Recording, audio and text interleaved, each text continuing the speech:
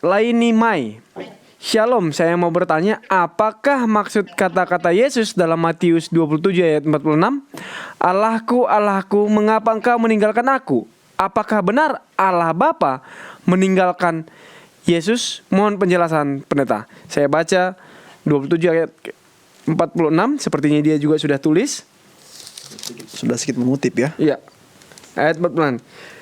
Kira-kira jam 3 berserulah Yesus dengan suara nyaring, Eli, Eli lama sabatani. Artinya, Allahku, Allahku, mengapa engkau meninggalkan aku? Silakan pendeta. Terima kasih. Silahkan Jeffrey. Bagaimana kira-kira pendapat Anda dan Stephen? langsung kaget ya. Jeffrey dan Stephen setiap kali mengatakan silahkan itu kencang sekali. Silahkan. Kami langsung sengaja melepaskan kepada ini sepertinya counter attack gitu kan, Iya, tiba-tiba wih. Oke. Bagaimana kira-kira? Oke, kita biasa mempelajari dalam Bible study dan lain sebagainya kan? Iya. Apa ya dia? Allahku, mengapa? Ini peristiwa ketika Yesus sudah disalibkan. Iya, Yesus akan menghembuskan nafasnya yang terakhir di kayu salib. Gitu kan? Di posisi Yesus dengan posisi 100% manusia meninggalkan kealahannya. Betul. Gitu kan? Dia merasakan bahwa beban ini berat banget, gitu kan? Ya, itu sambungan dari ketika dia berdoa di Taman Getsemani itu sampai keluar darah itu memang. Iya, dia udah mulai grogi atau kemanusiaannya mendapatkan tekanan sebagai manusia. Jadi hal yang wajar rasanya Allah membiarkan anaknya yang tunggal untuk menjadi korban, dan beban itu diizinkan diizinkan ditanggung oleh Yesus. Gitu pendeta. Terima kasih keterangannya. Jadi kasih itu sungguh luar biasa sehingga sulit kita mengerti. Iya. Semua yang terjadi ini. Mungkin untuk menanggapi pertanyaan saudari Lainimai, kita boleh baca dulu dalam Yesaya 59 ayat yang kedua.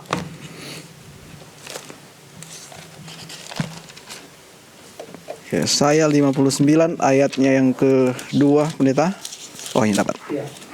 Tetapi yang merupakan pemisah antara kamu dan Allahmu ialah segala kejahatanmu. Dan yang membuat dia menyembunyikan diri terhadap kamu sehingga ia tidak mendengar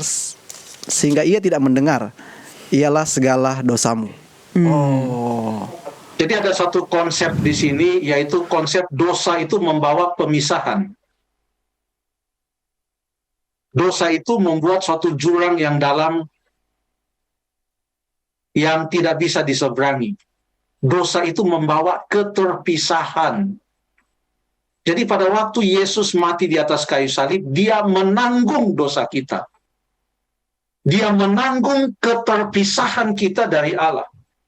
Sehingga dengan menanggung keterpisahan kita dari Allah, dia menjadi penebus kita yang memungkinkan kita lagi untuk mendapatkan keselamatan atau hidup yang kekal itu. Jadi luar biasa yang Tuhan Yesus tanggung di atas kayu salib. Ini menggambarkan kepada kita betapa seriusnya dosa itu dan betapa luar biasa akibat dari dosa itu.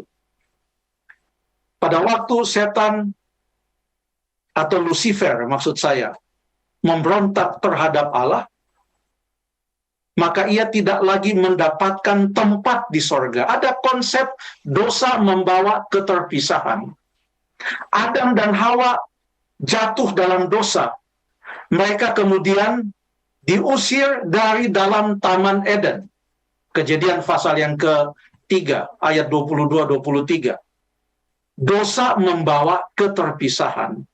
Dan konsep ini diajarkan kepada umat Tuhan di zaman orang Israel melalui upacara-upacara, bahwa ada yang namanya orang disebut sebagai najis, dia tidak boleh mendekati orang lain, dia harus istilahnya di karantina untuk beberapa saat lamanya, lalu mesti ada upacara untuk mentahirkan dia, baru dia boleh kembali lagi berbaur dengan orang-orang yang lain. Kusta contohnya, kusta yang menggambarkan dosa. Orang yang kena kusta dikucilkan. Sampai kalau memang ia bisa tahir kembali, baru ia akan berada kembali dengan masyarakat, community-nya. Itu semua mengajarkan bahwa dosa itu membawa keterpisahan. Yesus, Allah pencipta yang menjelma menjadi manusia, mati di atas kayu salib, menanggung keterpisahan itu. Dan beban itu sudah mulai ia rasakan menjelang hari kematiannya.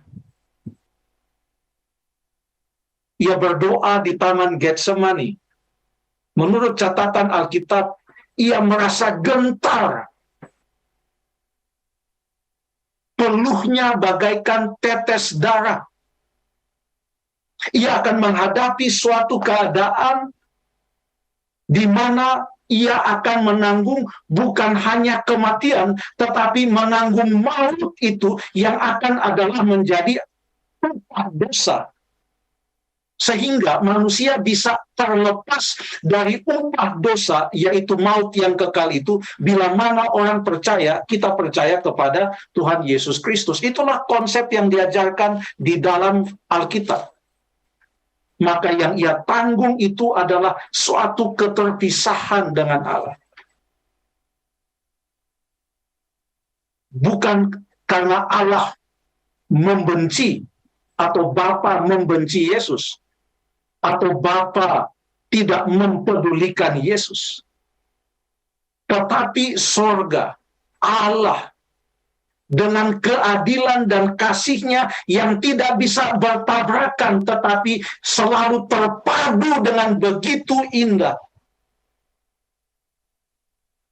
Pada waktu Tuhan Yesus mati di atas kayu salib, ia merasakan beban itu. Dan semua itu ia tanggung. Untuk siapa? Untuk saya. Untuk Jeffrey, untuk Stephen, untuk kita semua. Memberikan kepada kita kesempatan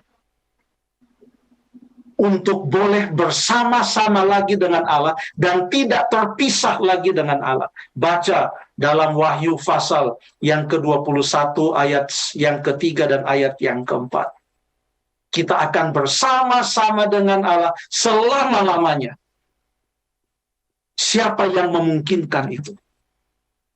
Yesus Kristus oleh kematiannya di atas kayu salib. Terima kasih.